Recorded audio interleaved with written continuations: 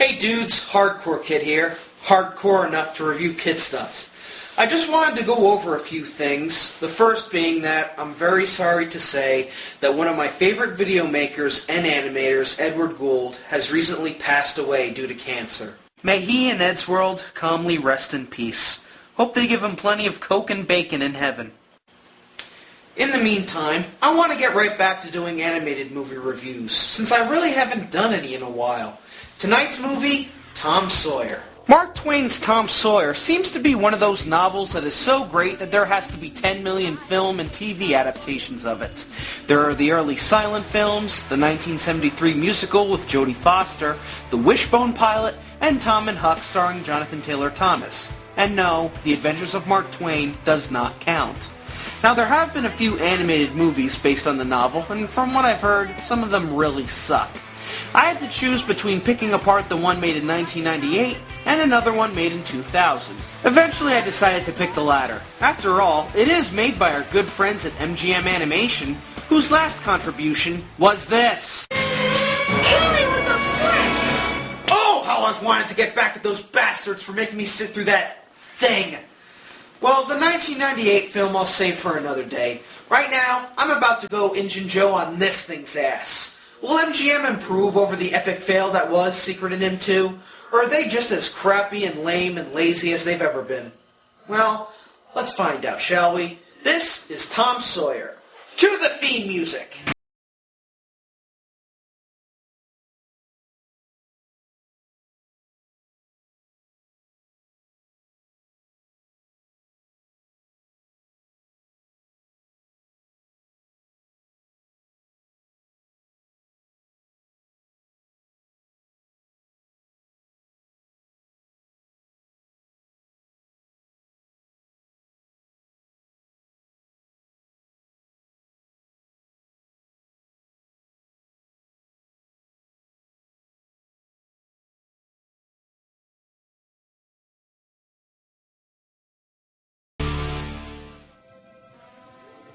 Wow, just look at this animation, huh?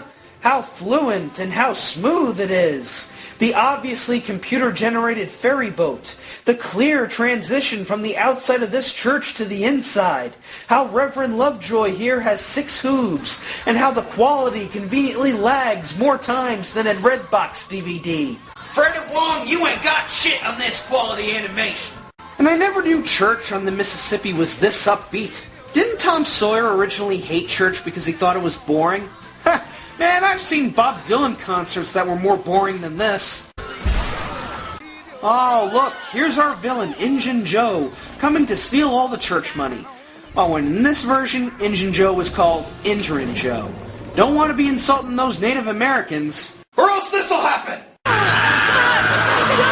Cut to an old boat treehouse where we're introduced to our protagonist Tom Sawyer, who here is portrayed as a cat.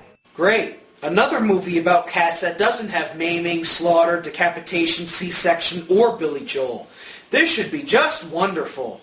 And just when you thought the animation couldn't get any worse, check out this dream sequence featuring an anorexic Tom playing a pirate, a knight, a cowboy, Aladdin, and Indiana Jones. And all the while, this corny country rock song plays in the background.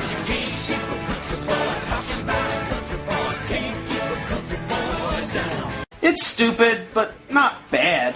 Certainly better than... There's candy galore and it's all made of cheese. So Tom wakes up from his dream and we're introduced to his Aunt Polly, voiced by Betty White, and his snobby half-brother Sid. But Polly! I thought you made it perfectly clear that you didn't want wildlife in the house. Don't be late, or I'm going to be forced to make a full report to Aunt Polly. Or as I like to call him, R.J. Katzma. Dude, you are a fucking asshole who doesn't listen. Sooner or later, you're just gonna get killed by the FBI. Well, with this half-brother being a redneck prick, Tom decides to skip school and hang out with his friend Huckleberry Finn. You got quite a life, Hucky. Well, you don't have to wear no shoes or go to church or take any baths. Well, heck, you take one bath, you just got to take another.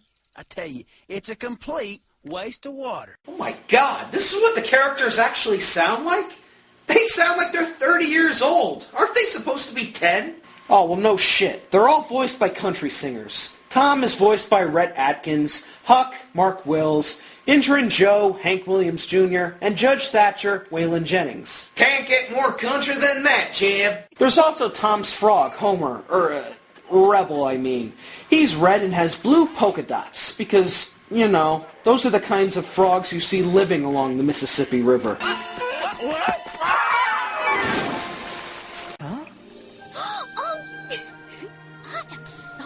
Ah, and of course there's Tom's love interest, Becky Thatcher, voiced by Hynden Walsh. Not even the childhood-destroying power of NIMH 2 could prevent her from starring in another crappy Magma film.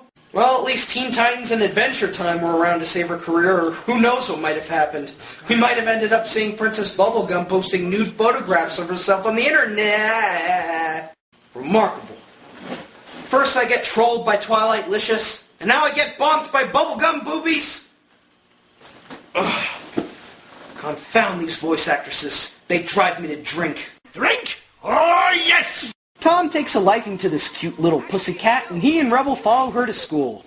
Rather quickly for a frog, I must say. But not quick enough to get busted by his teacher, Mr. Dobbins, voiced by Richard Kind. You are late, mister, and you played hooky yesterday. I was sick, Mr. Dobbins, and I can prove it. Tom Sawyer was at death's door yesterday, signed Aunt Polly. Oh, Tom, death's door? P.S. He didn't forge this here note. You're a fucking liar. You're not a liar. You're a fucking nigger. So as punishment, Tom has to sit between Becky and his current girlfriend, Amy. Clean my ears. Oops. Sorry. Rebecca? Actually, my friends call me Becky. Becky Thatcher. I'm new. I forgot my name. Tom. I'm Tom Sawyer. Tom Sawyer? I bet you're always getting into trouble. Way I see it, I'm always getting out of it. You are so bad. Well, thank you. Tom, I brought you a present. Gosh, Amy, these worms are beautiful. But you shouldn't have. Why not? You're my boyfriend. Cut it out, would you, Amy? I mean, people will think we're engaged. We are engaged. Pretty soon I'll have to change my name to Lucky Pierre. Uh-oh, here comes Rebel without a cause. What kind of hijinks will this create? Mr. Sawyer, is that a frog?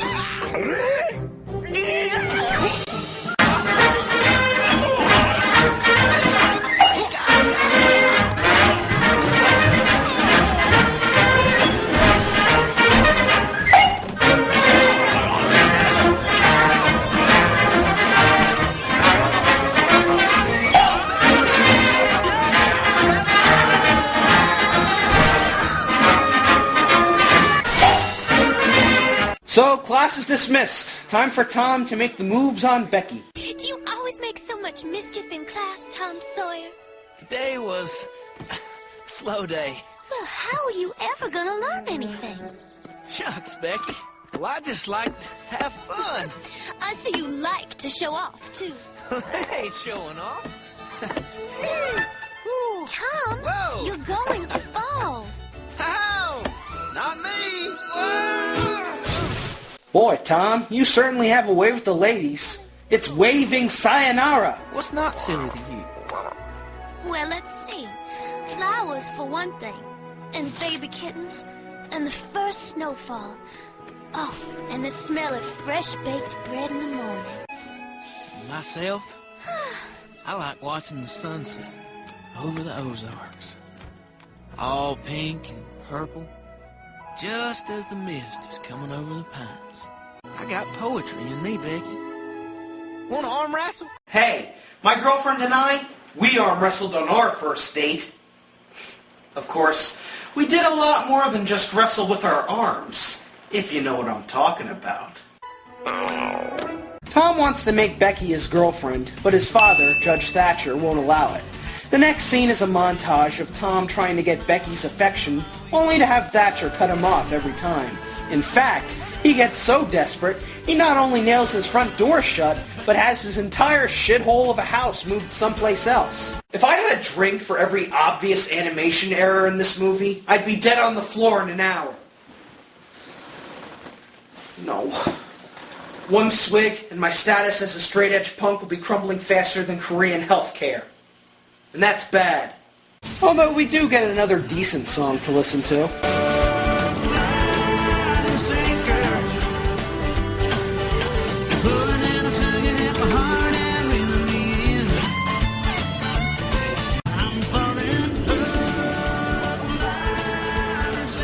What the catfish? You motherfuckers! How dare you ruin Freddy Fish for me! Next day, Tom wants to go on a fishing trip, but It's Polly. wants him to paint the boathouse. All of Tom's friends show up and Tom gets an idea. It's not a very good one. No way I'm going fishing today. I'm having too much fun painting this here boat. You are? Gee whiz, I don't get it. Me neither. Well, that can't be no fun, Tom. Wanna bet? Take a look. Keep an eye on me, 'cause I'll show you fun like you never did see. What's he talking about? Put the brush in the bucket and soak it good with paint. Okay, the first two songs were tolerable, but this sucks. This really sucks. You swirl it and you twirl it. All you need is one good coat. Keep your eyeballs on me. I'm gonna paint this here boat. Are we going fishing or what? Men's asses! I love painting pretty pictures. Or rolling in the mud. Or going out and catching that old lightning bug. Suppose I could have a turn? I'd like a turn too. I could paint sunshine yellow. I could paint the water blue. Should I even call it a song? Nobody's in tune, the lyrics don't make any sense, and there's barely a trace of music outside of the banjo blubbing around in the background. The good news is, it's only about 2 minutes long. Long enough to save the remainder of your eardrums. So instead of going fishing, Tom has all of his friends paint the houseboat. And then decides to go fishing. Vintage Tom Sawyer. At least the writers got something right. But uh-oh, here comes fresh meat. Tom Sawyer, what are you up to now? Why, nothing, Becky. Just teaching these kids to paint this here boat. Uh-huh. Well, you could paint too. All you have to do is give me a kiss. And from that point on, all Tom Rebel fan bases were considered canon. Aw, don't be so jealous, Amy. I'm sure the next time you come across a frog and decide to give it a smooch, it'll turn into a handsome prince. Either that or Prince Charles. Later that night, the full moon is out, and Tom has to meet Huckleberry Finn at a graveyard to dig for treasure. But wait a minute, in the book, the reason Tom and Huck went to the graveyard during the full moon was to get rid of warts. Why are they going to dig for treasure now when they could just go any night of the week? And what is Megma's obsession with events occurring during the full moon? Remember back in NIMH 2, when Jenny explained how Martin would be conducting his evil plan as soon as the moon was full? Why at that specific time? Never explained. Same problem here. What is its purpose? Does the treasure just magically show up in the ground when the moon is full? Or are the writers really that stupid? What are we waiting for? Well, for the moon to be full. Full moons? Boneyards? How do you know all this stuff, Huck? Well, that's the kind of learning you get when you don't go to school. That makes total sense. So Tom and Huck make it to the graveyard just as Sony Vegas starts pouring rain all over the screen. Oh, but it seems that Injun Joe has beaten our heroes to the spot, along with Mutt Potter, voiced by the late Don Knotts. Every time I dig a bit, this here mud fills up while I dug. What tarnation are we looking for anyhow, Joe? Okay, I'm digging. Oh, how the funny have fallen. But elsewhere in the graveyard is Deputy Bane, voiced by Clarion from Young Justice. Oh, and he fills in the role of Dr. Robinson from the book. Again, adaptation decay. All right, it's Deputy Bean. Come on, show yourself. Joe, what are you doing here? Nothing. You wouldn't be grave robbing, would Hey, you? Joe! Is this the right box? It's got gold in it. This here belongs to the county. Now you better give it up, or I may just have to take you in. You better give me that. Joe's gonna be Now, mad. it don't much matter what Joe wants, now does it? It belongs to me. What are you doing? Come on, let go of me. I'm warning you, Joe. Maybe you better let him go.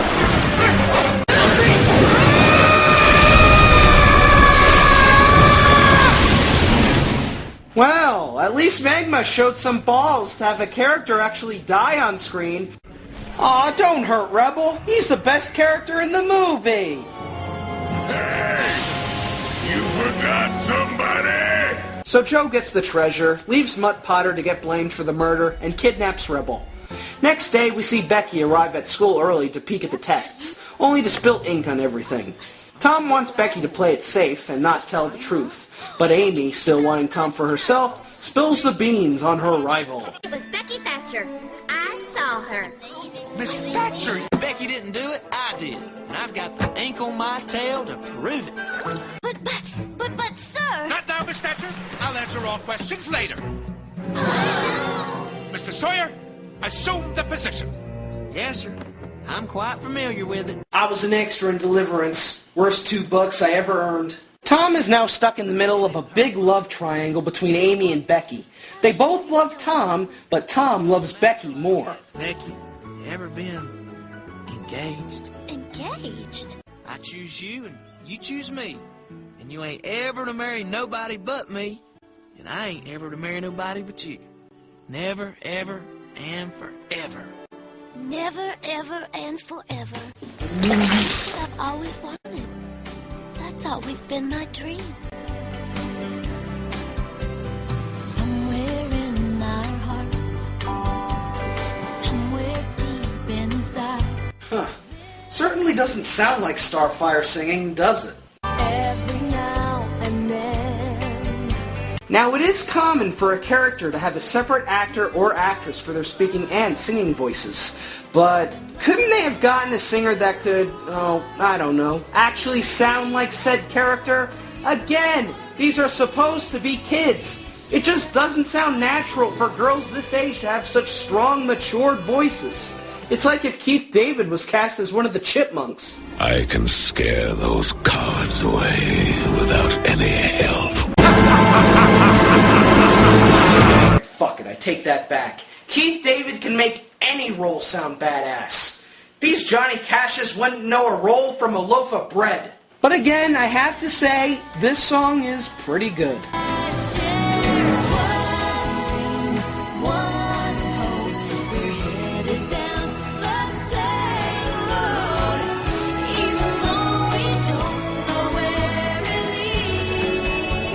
But Tom ends up fucking himself over by accidentally admitting to being originally engaged to Amy. Were you engaged to Amy Lawrence? Say, Becky, did you know if you cut the head off a worm, it grows a new one? Oh, you are so bad. The engagement is off. Girls. Nobody likes a sour pussy. The next night, Tom and Huck go to the jail where Mutt Potter is shut up. Mutt is suffering from amnesia from the accident in the graveyard, and our heroes try to knock some sense into him. Oh, hey, look! Rebel's back! But he isn't alone! So Andrew and Joe starts chasing after Tom and Huck, but they're able to climb on board a raft and escape, only to get caught in an unusually large storm. Either the Mississippi River gets really rough in parts of Missouri, or this was filmed in the friggin' Congo. Tom and Huck get washed ashore Jackson's Island, where they discover some rocks that bear resemblance to Redbeard's pirate ship.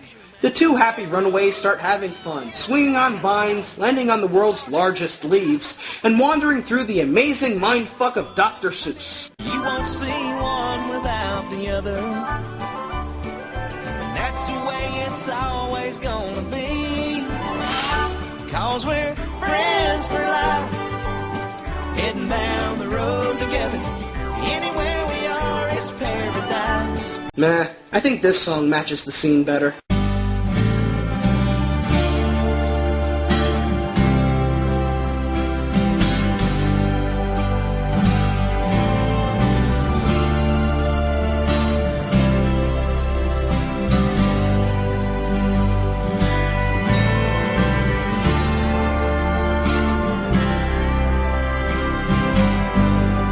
By now, everyone in the town believes that our heroes are dead. But the next day, Tom and Huck are able to swim back to shore. Something's going on.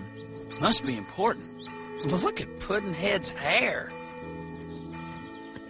Wow, Puddinhead wouldn't let his mama cut his hair for years.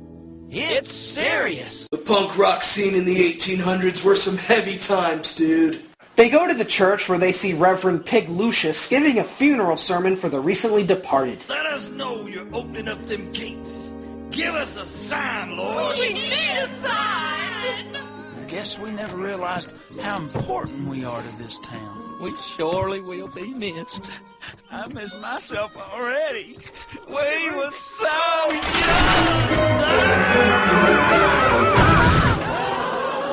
It's a sign! Hard rock hallelujah! So the duo is reunited with everybody. Amy kisses Tom. Becky is not amused. And now it's time for Mutt Potter to get hanged. Wait, they didn't even give him a trial so that he could rest his case? Nope. Instead, Indra Joe shows up to watch his comrade get choked, and Tom finally reveals the truth. Indra Joe did it! We saw him murder Deputy Bean! Them's gonna be your last words. Blah-de-blah-de-blah, Joe chases after them over the bridge, but falls right through and gets swept over a waterfall. I'll get you, Sawyer! And your little Huckleberry, too! So Tom and Huck are heroes, and Tom and Becky are at last together again. Amy, it was nice knowing you, baby cakes. Tom and Becky then decide to go wandering into Dead Man's Cave, filled with rocks, crystals, pitfalls, and not forgetting all those wonderfully crappy green screen effects. Quality 2000 animation from our friends at MGM. But Tom and Becky have been so busy wandering around the caverns that they've gotten themselves completely lost. Well, I may as well tell you, Tom. I liked you from the first moment I laid eyes on you. You did? Mm-hmm. Gosh. Gosh. Oh, knock it off with all the mushiness and start singing, damn it! There's a light at the end of the tunnel. It's such a beautiful light, Tom. You're right. There's a place far away from all trouble. There's a light beyond the night, shining for you and me. Hooray! You found Redneck Beard's treasure! But uh-oh, looks like Indra Joe has followed them into the cave. Tom ends up getting knocked into the water, but he's able to swim back out and uses his torch to knock Joe right back into the water. Now Joe is pissed. So pissed that his arms grow 3 times the size of his head. Yeah. Yeah, I'll tell him. Hey Joe, the Secret Defender's called. They need another fat guy. Joe chases the 2 lovebirds through the caves until he finally has them cornered. Will Joe finally have his revenge on Tom and kill him and Becky, forcing them to live with the mysterious stranger for all eternity? Perfect cast! No, because here comes Huck Finn to save them. After scaring the bats, the cave walls crumble and all the water from the river pours in, washing Joe away and nearly taking Huck with him. So Joe is killed, the kids are once again reunited, Huck gets together with Amy, Sid is forced to paint the already painted boat, and Tom, Huck, Becky, and Amy all get together for a picnic. I've been thinking, that treasure's still in that cave. We ought to go back there and get it. Still dreaming of treasure, Tom? You betcha. Where'd you get that? Maybe there is treasure. As long as there's dreams, there'll always be treasure. What they don't show you is the 4 kids going back to the cave, getting all the gold, investing it, and then going on to become huge, rich country rock singers. Perfect way to end a good old movie, right? Fuck you!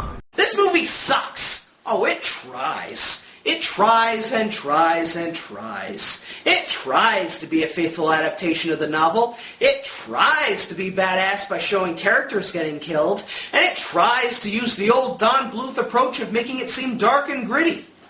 But trying doesn't always mean it will work. It's better than Secret of NIMH 2, but not by much. The songs are tolerable, with the exception of that god-awful painting song, and it does follow most of the elements and events that occurred in the book.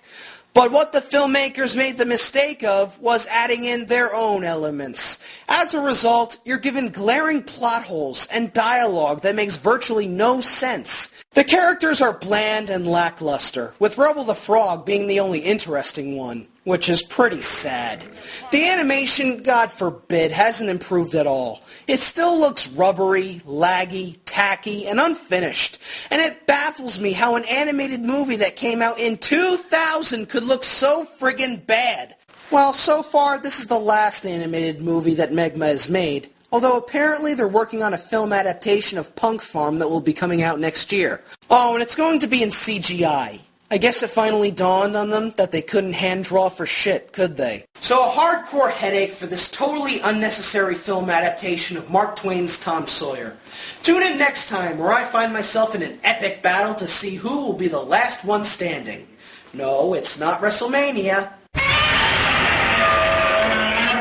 But it's something like that. Peace.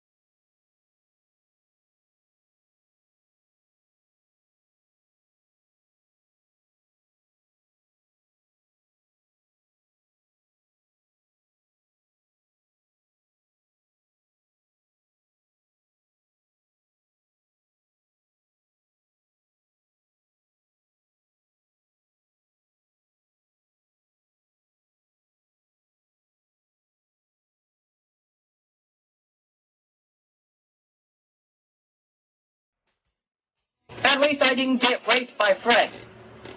I got raped by Fred? When was this?